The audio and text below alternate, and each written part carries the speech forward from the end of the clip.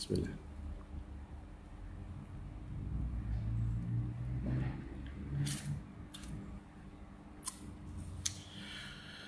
أشهد أن لا إله إلا الله أستغفر الله نسألك الجنة ونعوذ بك من النار أشهد أن لا إله إلا الله أستغفر الله نسألك الجنة ونعوذ بك من النار أشهد أن لا إله إلا الله أستغفر الله نسألك الجنة ونعوذ بك من النار اللهم إنك عفو تحب العفو فاعف عنا اللهم إنك عفو تحب العفو فاعف عنا اللهم إنك عفو تحب العفو فاعف عنا يا كريم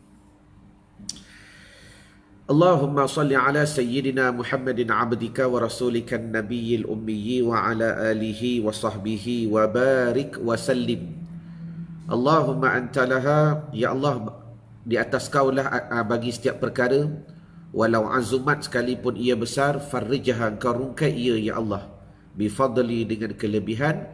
Bismillahirrahmanirrahim. Assalamualaikum warahmatullahi ta'ala wabarakatuh.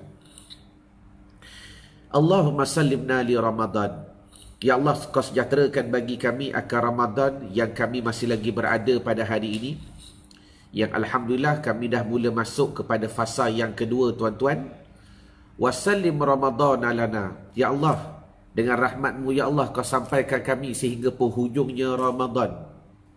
Ya Allah, dengan kemuliaan-Mu ya Allah kau jadikan kami orang yang berada sehingga tamatnya Ramadan. Wa tasallamhu minna mutaqabbala. Ya Allah, kau sejahterakan Ramadan kami yang mudah-mudahan setiap amalan, ketaatan, kebaikan dan apa jua yang kami lakukan dalam Ramadan pada kali ini mutaqabbala, mudah-mudahan diterima semuanya daripada kami. Amin Allahumma amin. Qala al-musannifu rahimahullahu ta'ala wa nafa'na bi barakati ulumihi fid daraini amin ya rabbal alamin. Telah berkata musannif tuan pengarang kitab ini yang bernama Asy-Syaikh Imamuna An-Nawawi Al-Bintani dalam kitab yang bernama Nasaihul Ibad, nasihat-nasihat agama kepada calon-calon penghuni syurga Allah Subhanahu wa taala. Dan hari ini kita bersambung daripada nasihat yang ke-38 yang diriwayatkan daripada Ka'ab Al-Akhbar. Berkata ia, Al-husunu lil mu'minina minasyaitani thalathun. Al-masjidu hisnun wa zikrullahi hisnun wa qiraatul qur'ani hisnun. Artinya apa? Berkata Ka'ab bin Al-Akhbar, Al-husunu lil mu'min, bermula benteng bagi orang mukmin itu. Pagar, benteng, apa lagi? Tembok dan penghalang bagi orang mukmin itu. Nak halang daripada apa? Nak benteng daripada apa? Nak jaga daripada apa? Lil mu'minin naminas syaitan, benteng daripada syaitan. Ustaz, bukan ke Ramadan syaitan dipenjara, pintu neraka ditutup dan pintu syurga dibuka seluasnya? Betul. Allahumma salli wa sallim wa barik alaihi wa ala alihi. Memang syaitan dipenjara tuan-tuan, tapi jangan kalian lupa dalam tubuh kita ni ada anak didik syaitan. Ada anak didik syaitan yang mereka ini ikut kita pagi, petang, siang, malam. Iaitu siapa namanya? Qarin. Qarin ni anak murid syaitan.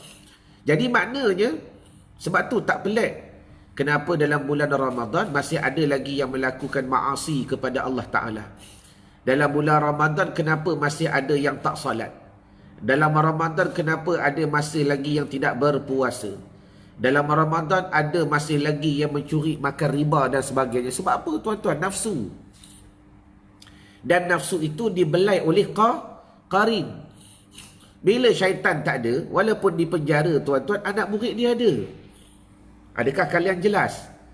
Jadi al-husunu lil mu'min. Kita kena faham, kita kena jelas tuan-tuan. Bermula tembok bagi orang mukmin itu daripada syaitan. Syaitan yang sungguh-sungguh syaitan, sama ada dibangsakan dengan jin atau qarin, anak murid didik syaitan. Salasun, ada 3 perkara. Yang insya-Allah dalam hashtag Santapan Rohani pada pagi ini kita akan lebih jelas dan kita tahu jalan keluar. Dan sekiranya kehidupan kita masih lagi dipelenggu oleh ikutan nafsu yang begitu kuat, dan sekiranya hidup saya dan hidup kalian masih lagi jauh yang kita rasakan daripada Allah Subhanahu wa ta'ala. Jadi ayuh bersama-sama kita semak balik tuan-tuan, ada ke tidak kita buat 3 perkara ni? Ada ke tidak kita buat 3 perkara ni? Jadi maknanya sekiranya salah satu daripada 3 ni kita tak buat, maka tak pelik tuan-tuan, hidup kita tak ada benteng. Tanah seluas mana pun kalau tak berpagar, orang boleh ceroboh. Tanah seluas mana pun tuan-tuan kalau tak berpagar, binatang boleh masuk. Kalian boleh hambat, kita boleh anjing. 4, 5, 6 ekor. Sah tak boleh anjing dalam Islam? Sah. Dalam Islam ada diajar anjing untuk jaga buru, untuk pergi berburu, anjing untuk jaga hayawan. Dalam Islam tu semua ada tuan-tuan. Yang diharamkan bawa masuk ke rumah. Ada anjing orang Islam bawa masuk ke rumah, yang tu dilarang. Baik. Jadi maknanya Allahumma salli wa sallim wa barik alaihi wa ala alihi. Bila mana kita bincangkan berkenaan tuan-tuan, tanah luas, binatang masuk, haiwan masuk, lembu masuk, babi hutan masuk, tuan-tuan boleh beli anjing, suruh halau, besok dia masuk balik. Halau, lepas tu dia masuk balik. Itulah yang berlaku pada kehidupan kita secara realitinya. Jelas ke jelas?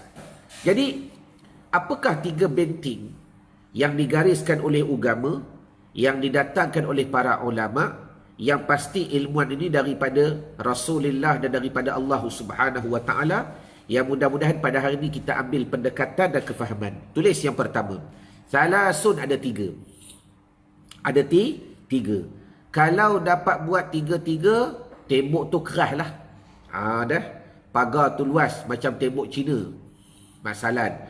Kalau kita dapat buat 1 daripada 3, bujur. Maknanya ada juga benteng. Walaupun pagar tu pagar kayu. Nak beli kawat tak mampu. Bubuh kayu dulu, ketuk. Ambil daripada pokok-pokok apa tu? Apa pokok hutan tu yang dekat dalam air tu? Allahu Akbar. Allahumma salli ala Sayyidina Muhammad. Ambil kayu-kayu tu, lepas tu kita pacak. Sekurang-kurangnya tuan-tuan ada 1 daripada 3, kalian dah ada benteng. Baik. Apakah benteng yang pertama tuan-tuan yang perlu kita ada? Terima kasih Hajar Mahni Agam. Pokok bakau.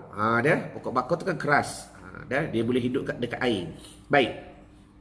Yang pertama tulis di ruangan komen. Pertama, Al-Masjidu Hisnun. Hari ini kita semak.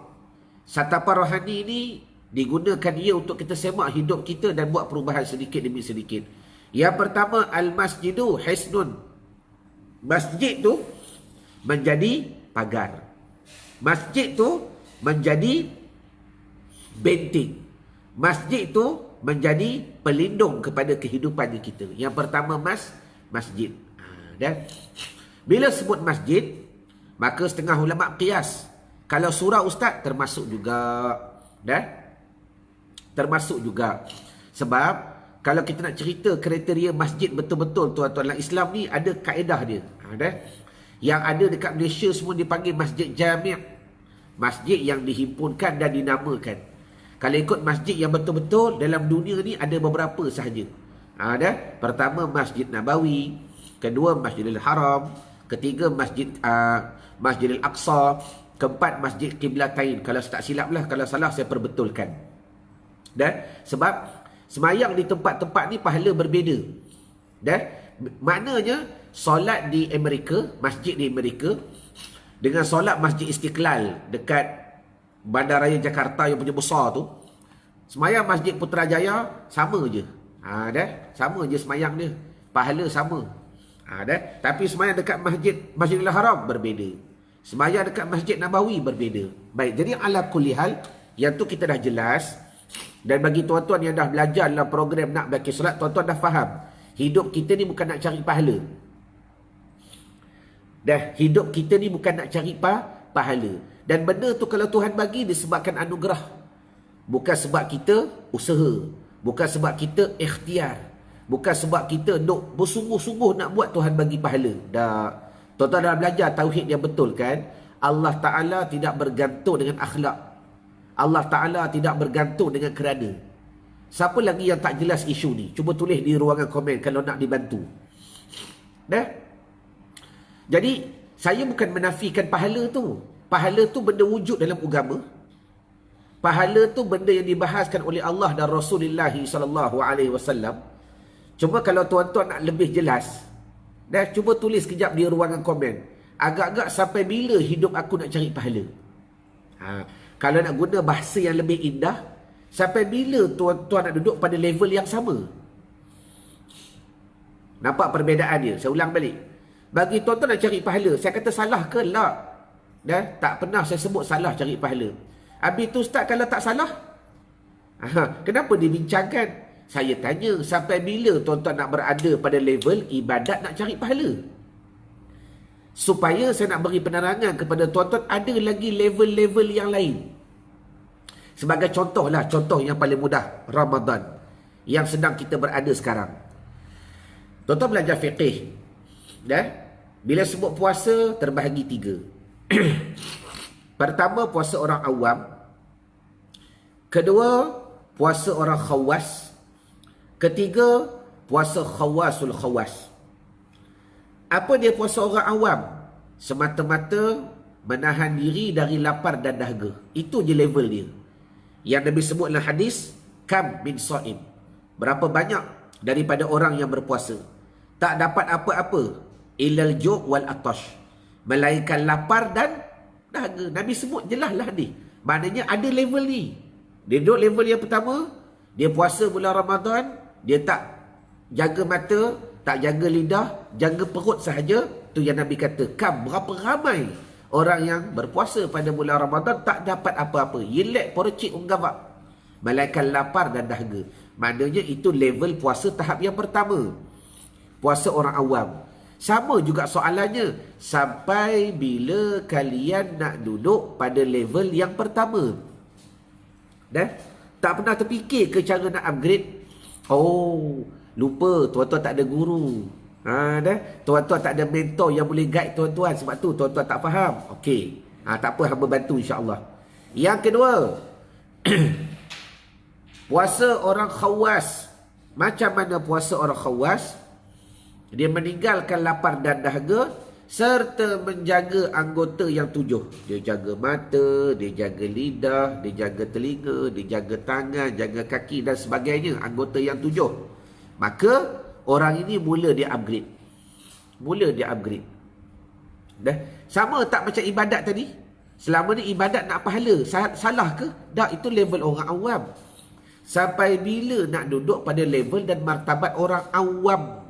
Tak nak naik sikit ke? Samalah puasa. Naiklah sikit. Belajar jaga mata. 2. Daripada level orang awam, puasa tu mula beri kesan. Dan puasa tu mula menjadikan dia la'allakum tattaqun.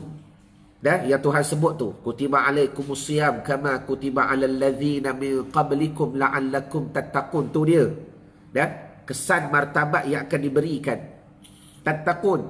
Level yang ketiga, iaitu puasa martabat para Nabi. Dia jaga perut dari lapar dan dahaga. Dia jaga anggota yang 7. Dan dia jaga hati dia, tuan-tuan. Dia jaga hati dia. Para Nabi ni, kalau terdetik je, Sat lagi berbuka makan apa? Habis rosak puasa dia. Allahumma salli wa sallim wa barik alaih. Kenapa Ustaz rosak puasa dia? Sebab para Nabi itu kan telah dijanjikan bagi mereka itu rezeki. Bukan saja Nabi, kita pun tuan-tuan dijanjikan bagi kita rezeki. Cuma keyakinan para Nabi itu lebih hebat. Sebab mereka ditadbir sendiri, ditarbiyah sendiri oleh Allah Jalla wa'ala. Bersama utusannya Jibril alaihi salam. Itu guru bagi para Nabi. Jadi maknanya keyakinan mereka lebih kuat. Sebab tu para Nabi terlintas je, hari ni aku nak makan apa? Habis rosak puasa dia. Allahumma salli wa sallim wa barik alaihi wa ala alihi. Jadi kesimpulannya tuan-tuan, samalah macam ibadat tadi. Tak perlu kita sembang masalah pahala. Kalau tuan-tuan tak jelas lagi, insya-Allah hari Sabtu Ahad ni saya akan lebih jelaskan lagi. Sebab ini beginning, permulaan yang paling penting. Kalau tuan-tuan nak cemerlang dalam ibadat solat, kalau tuan-tuan nak cemerlang dalam ibadat yang kalian lakukan ni, beginning, permulaan dia. Jadi, apakah benteng yang pertama yang perlu ada pada hidupnya kita, tuan-tuan? Bagi tuan-tuan yang ada pada sesi live pada pagi ni, bagi tuan-tuan yang masih lagi tak buat, azam untuk buat. Iaitu, Al-Masjidu Hisnun. Jadikan hidup kita sentiasa lekat dengan masjid. Lekat dengan surau. Lekat dengan masjid. Lekat dengan surau. Itulah benteng kita, tuan-tuan. Lebih-lebih lagi kita berada pada akhir zaman ni. Allahumma salli wa sallim wa barik alaihi wa ala alihi. Jelas? Itu yang pertama. Ustaz, kalau orang perempuan macam mana Ustaz? Ditanya juga. Orang perempuan macam mana? Boleh ke pergi masjid? Boleh ke pergi surau? Boleh. Kalau dijauhi daripada fitnah, dapat izin suami, ahlan bik. Ahlan. Supaya apa? Nak menjadikan diri kita terlekat dengan perkara yang dijadikan syiar sebagai syiar oleh Allah Subhanahu wa taala, itu musalla, masjid, surau dan sebagainya. Itu yang pertama. Baik, satu. Yang kedua, tulis di ruangan komen. Apakah benteng yang kedua, tuan-tuan, yang perlu kita buat? Tak dapat buat yang pertama, Ustaz, saya ni susahlah nak pergi ke masjid, anak-anak kecil lagi nak tinggal. Okey, ada benteng yang kedua. Ingat tuan-tuan, Ramadan walaupun syaitan di penjara, tetapi dalam diri kalian dan dalam diri saya masih lagi ada syaitan. Siapa namanya? Qarin. Qarin ni akan menguasai nafsu. Sebelum dia menguasai dengan sebenarnya, biar kita buat benteng dulu. Buat benteng. Apakah benteng yang kedua? Tulis. Wa zikrullahi hisnun. Berzikir kepada Allah Ta'ala itu hisnun. Allahu Akbar. Benteng. Berzikir kepada Allah tu benteng. Hari ni kita spot check diri kita, tuan-tuan, dalam hashtag Santapan Rohani. Bila sebut zikir kepada Allah, agak-agak berapa jumlah zikir yang kita boleh buat sehari semalam? Belum lagi hamba nak bahas zikir zahir, zikir batin. Belum lagi. Kita sembang dulu secara layer yang pertama. Kita sembang dulu dengan cara level yang pertama, tuan-tuan. Mudah-mudahan dengan cara ini tuan-tuan lebih dekat dan lebih faham. Nanti kalau ada rezeki dalam program interaktif Cinta Solat, baru kalian lebih jelas. Oh, patutlah selama ni zikir aku buat tak beri kesan. Ustaz, selama ni saya berzikir Ustaz, tapi tak rasa di pagari pun, tak rasa di benteng pun. Sebab kalian berzikir semata-mata di lidah, tapi tak zikir di hati, tak buat pagar dekat hati. Tu level lain. Tapi kita cerita level yang pertama dulu, agar hari ini kalian dan hamba boleh muhasabah. Baik. Bila sebut zikir, tuan-tuan, zikir ni dia ada minimum dia ada jumlah dia. Bukanlah jumlah itu sebagai tujuan, tapi jumlah itu sebagai sakatan. Saya ulang balik. Zikir ni ada jumlah dia. Dan bukanlah zikir jumlah itu sebagai tujuan, tapi sebagai suatu had yang nak memastikan kita lulus ke tidak. Contoh, kalau di sekolah dulu, kan bila mana kita ambil periksa, cikgu bagi tahu, kalau D gagal, kalau C bolehlah cukup-cukup makan, B itu baiklah, A itu lebih baiklah, kan? Dan berapakah grade yang nak menyatakan kita tu dapat pangkat D? Maka dikatanya contoh, kalau 100% tu 30. 30% contoh, ataupun 40%. 40 tu kira D. Kurang 40 tu gagal, E dan sebagainya. Masalan. Maknanya, bukanlah nombor itu menjadi satu kewajiban bagi kita untuk stres. Tapi itulah satu nilai yang perlu kita faham dalam nak memahami suatu kemajuan yang kita nak capai. Jadi hari ni tanya diri kita, bila sebut zikir la ilaha illallah, hamba tak nak sembang lu buat zikir lain. Supaya bila kita bawa satu zikir yang dipopularkan sendiri oleh Allah Subhanahu Wa Taala, diajar sendiri oleh Rasulullah sallallahu alaihi wasallam, kita dengar hadis Nabi, fa'lam afdalul zikri fa'lam annahu la ilaha illallah. Sebelum nak sembang zikir subhanallah, alhamdulillah, Allahu akbar, zikir Allah Allah dan sebagainya, yang tu jauh lagi. Kita back to basic. Bak kata orang Jawa, back to basic is very powerful. Baik. Banyak mana tuan-tuan kalian berzikir la ilaha illallah sehari semalam? Banyak mana? Cuba buat sekejap pengakuan di ruangan komen. Satu pengakuan yang tak rugi pun tuan-tuan buat. Mudah-mudahan boleh membantu diri tuan-tuan untuk sedar. Kata Habib Ali Zainal Abidin Al-Hamid, kalam ni biasa dah hamba dengar. Tapi Habib Ali pun menyatakan jawapan yang sama. Jadi tepatlah benda tu. Bila kita dengar daripada Abu Ya Amran Wali, hamba dengar daripada Tok Syekh Fakir Dak waktu belajar di Fatoni.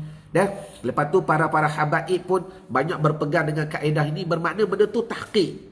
Tuan-tuan, bagi orang awam, bila sebut zikir ni sehari semalam la ilaha illallah 400 minimum. Itu had dia. Kalau tuan-tuan tak lepas had 400 hari semalam, E gagal. D 400 tu baru D cukup makan. Untuk orang awam ni boleh lulus lah. Selawat Nabi, kata Habib Ali Zainal Abidin Al-Hamid, 300 hari semalam. 300 hari semalam. Maknanya, kalau tak cukup nombor ni, tuan-tuan tak usah sembang lah bab zikrullah. Jadi kita jelas supaya nombor ni jelas membantu kita tuan-tuan. Sebab tu cerita bab numbers ni, kalau belajar agama betul-betul, Allah Ta'ala ni dekat sangat dengan numbers. Dekat sangat dengan numbers. Allah Ta'ala mencipta alam fi sittati ayyam, pada 6 hari. Dia buat syurga 8 pintu, neraka 7 pintu, langit 7 lapis, bumi 7 lapis.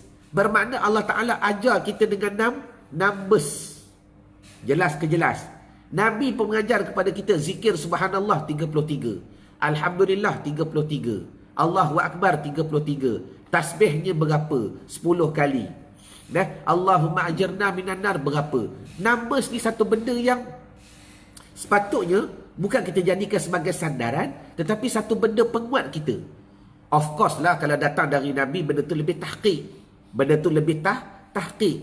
Maknanya, kalau cerita bab zikir yang paling basic, afdalu zikri fa'lam annahu la ilaha illallah. Ketahuilah oleh kamu seafdal zikir yang perlu ada pada hidup kamu, iaitu zikir la ilaha illallah. Saya baru nampak seorang update tadi, dia kata tak cukup. Yang lain, tuan-tuan, pengakuan tuan-tuan pada pagi ni tak merugikan sesiapa. Tapi tuan-tuan percayalah, bila mana kalian berada pada circle dan bila mana orang lain baca komen daripada tuan-tuan, ya Allah, aku doakan dia, ya Allah, bantu dia, ya Allah. Aku syukur, ya Allah, sehari semalam selawat Nabi 1000 dah. Bagus. Aku syukur, ya Allah, sehari semalam la ilallah 1000 dah. Bila kita baca komen kawan-kawan, ya Allah, ada yang tak cukup lagi, ya Allah, bantu dia, ya Allah. Doa daripada circle ni hebat. Doa daripada kawan-kawan ni hebat, tuan-tuan. Sebab tu nanti dalam program nak bagi solat, kita akan jelaskan benda ni. Macam mana doa pasti qabul. Allah, tuan-tuan, saya ada ilmu ni. Saya ada ilmu ni, Tuhan bagi pinjam. Dan bila-bila Tuhan nak tarik, boleh, hak dia. Tengah Tuhan bagi ni, saya nak beri, tuan-tuan. Cuma ilmu khusus tempatnya khusus. Ilmu umum tempatnya umum. Kenapa di Raudah? Kenapa di Raudah? Tempat yang begitu akbar. Nabi SAW tak panggil semua sahabat untuk berzikir. Dah. Jelas. Sebab Nabi tahu prioriti. Mana sahabat yang boleh kita beri dulu. Mana sahabat sabar dulu. Sabar. Dah. Bukan semua sahabat bila Nabi i'lankan berkenaan Islam, bukan semua sahabat masuk berbondong-bondong. Tidak. Ada yang beriman mula-mula Nabi menyebar ke Islam. Ada yang baru beriman sebulan, Islam berkembang. Ada yang baru beriman setahun. Maknanya Islam tu berkembang. Jadi Nabi tu bijak dalam perencanaan dia. Jadi hari ni kita semak. Dah? Cukup sehari semalam zikir la ilaha illallah 400 kali. Cukup selawat Nabi sehari semalam 300 kali. Kalau tak cukup, bermakna ya Allah, aku ni gagal lagi ni. Gagal. Mengaku sekejap gagal. Sebab itu sekurang-kurang dah minimum.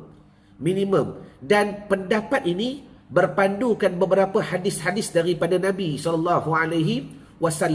Ada rojokannya, ada dalilnya, dan ada kaitannya, dan juga ada yang dikatakan sanadnya. Supaya apa? Kita ihzar, berjaga-jaga.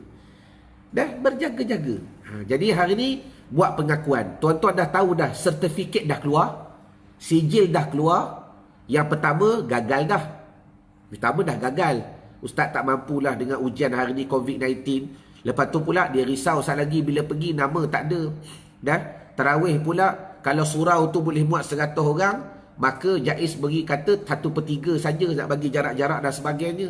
Bermakna hidup kita terlekat dengan masjid surah dah kurang dah. Okey, pergi pula step yang kedua. Yang pertama pangkah. Yang kedua zikir. Dah cukup ke tidak selawat Nabi sehari 300? La ilallah tahlil 400. Kalau tak cukup, ya Allah, gagal lagi ni. Gagal lagi. Dah? Maka apakah keputusan result yang tuan-tuan dah tahu dah keluar ni? Keputusan dah keluar. Ya Allah, takut E ni. Sabar. Ada nombor 3. Dah? Kalau ada nombor 3 ni, mudah-mudahan dapat D pun tak apa dah. Buat masa ni. Buat masa sekarang ni dapat D pun mujur dah. Kalau yang ni pun tak ada tuan-tuan, Allahumma salli wa sallim wa barik alaih. Tak ada dah, lepas E tu tak ada dah. Dah. Sebelum E tu pun tak ada dah tuan-tuan. Yang ketiga apa dia? Perkara yang menjadi benteng kita daripada serangan syaitan, qarin dan sebagainya. Dah. Sebelum kita nak pergi yang ketiga tu, zikrullah, menyebut asma Allah juga menjadi pembenteng pertahanan, terutama dengan membaca isti'azah dan hauqalah, iaitu a'udzubillahi minasyaitonirrajim wala haula wala quwwata illa billahil aliyyil azim. Dia kata banyakkan baca ni, la haula wala quwwata illa billahil aliyyil azim. Tuan-tuan, cerita la haula wala ni, pengalaman saya lah buat program nak baki solat. Rupa-rupanya ramai yang tak tahu makna yang tepat. Maksud saya ialah, sebab itulah bila kalian baca la haula wala, bukan saja kalian tak faham, bukan saja benda tu tak meresap, bukan saja bacaan tu tak berjaya kalian menginspirasikan ia pada kehidupan. Tuan-tuan, jawapannya bacaan tu gagal. Punca yang pertama saja, sebab kalian tak tahu makna yang sebenar dalam penulisan la haula wala quwwata illa billah. Tak payah mengaku, tak payah tulis di ruang komen, tak payah mengaku bab ni tuan-tuan. Sebab pengalaman saya cukup telah memberi faham kepada saya untuk bantu masyarakat. Sebab tu siapa nak dibantu, nanti dalam program Sabtu Ahad ni, dalam program nak baki solat, saya akan cemerlangkan lagi tuan-tuan. Sebab sekarang ni tak boleh kena ada whiteboard. Kita ada whiteboard, kita terangkan macam mana la haula wala makna yang sebenar. Barulah kalian faham macam mana benda tu dia bantu kehidupan. Jelas ke jelas? Barulah kalian faham macam mana benda tu boleh meresap pada diri dan keadaan sekalian. Kalian jelas ni? Baik, habis. Itu perkara yang kedua. Barulah zikir tu sedap. Dan yang ketiga, akhir sekali, tulis apakah benteng yang perlu kita buat. Jadi pagar ada 3. Kalau kita boleh buat 3-3, sining. Buat 1-2 daripada 3, sekurang-kurangnya yang jaring tu. Jaring lah. Jaring. Kalau tak dapat buat, dapat kayu pun tak apa dah. Tulis yang nombor 3. Wa qira'atul Qur'ani hisnun.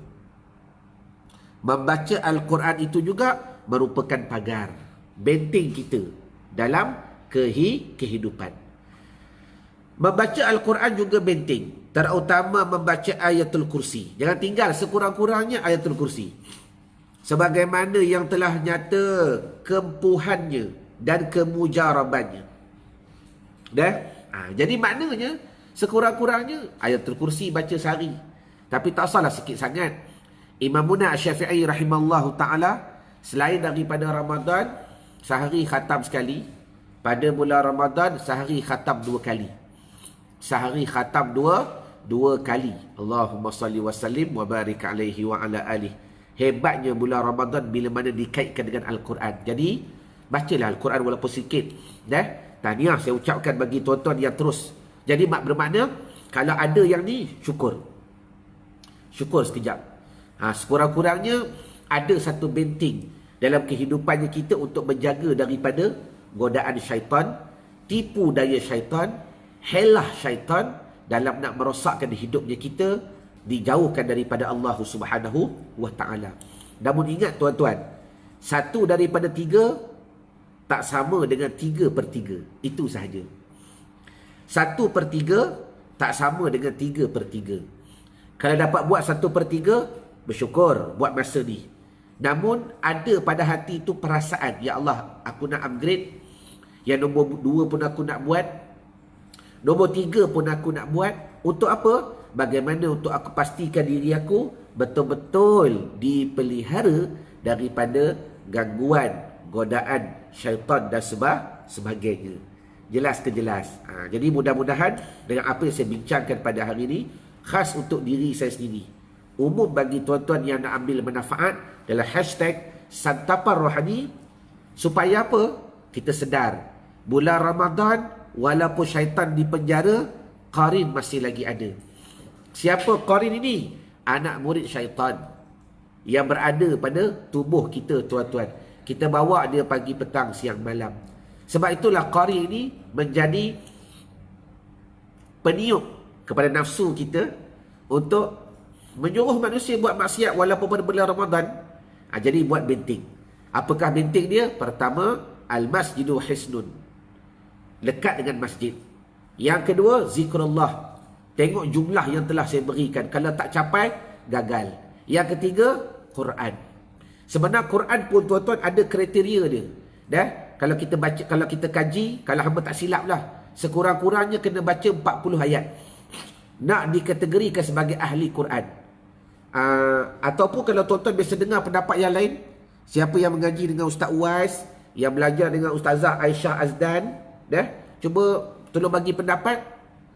Tak silap saya lah, minimum kalau Quran ni sehari 40 ayat, barulah dikategorikan kalian sebagai ahlul Quran. Kalau kurang, la, Allahumma salli wa sallim wa barik alaihi wa ala alih. Jadi mudah-mudahan dengan apa kita bincangkan, ya Allah, dengan keberkatan dan kemuliaannya Ramadan, Kau jadikan diri kami orang yang lekat dan dekat dengan masjid.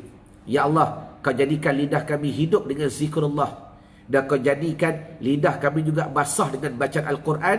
Yang mudah-mudahan ketiga-tiga ini menjadi benteng pada kehidupan, pagar dalam perjalanan, dan penguat dalam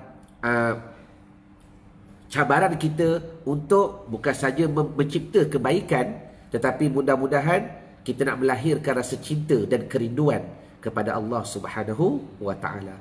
Jadi Junati Yusuf kata 100 ayat boleh diterima juga. Jelas? Okey. Jadi ma'assalamah wa liqa. Sehingga bertemu lagi pada siri-siri yang akan datang. Yang rindu dengan saya, insya-Allah Sabtu Ahad ni kita akan belajar lebih lama tuan-tuan, dan insya-Allah ada lagi ilmu-ilmu yang baru yang saya nak share dengan tuan-tuan pada program Nak Baki Salat yang akan berlangsung Sabtu dengan Ahad ni. Cuma seperti biasa, Ramadan ni special sikit. Kalau selain Ramadan, kita akan belajar pagi sampai ke petang. Tapi Ramadan ni saya nak buat pagi sampai tengah hari sahaja. Tapi lepas tu ada homework kalian kena buat, supaya saya nak pastikan benda ni betul-betul memberi kesan pada kehidupan, sebagaimana ya Allah telah permudahkan pada program-program yang lalu. InsyaAllah saya rindu nak berjumpa dengan tuan-tuan. Ma'assalamah wa liqa. Assalamualaikum warahmatullahi ta'ala wabarakatuh wa ila liqa.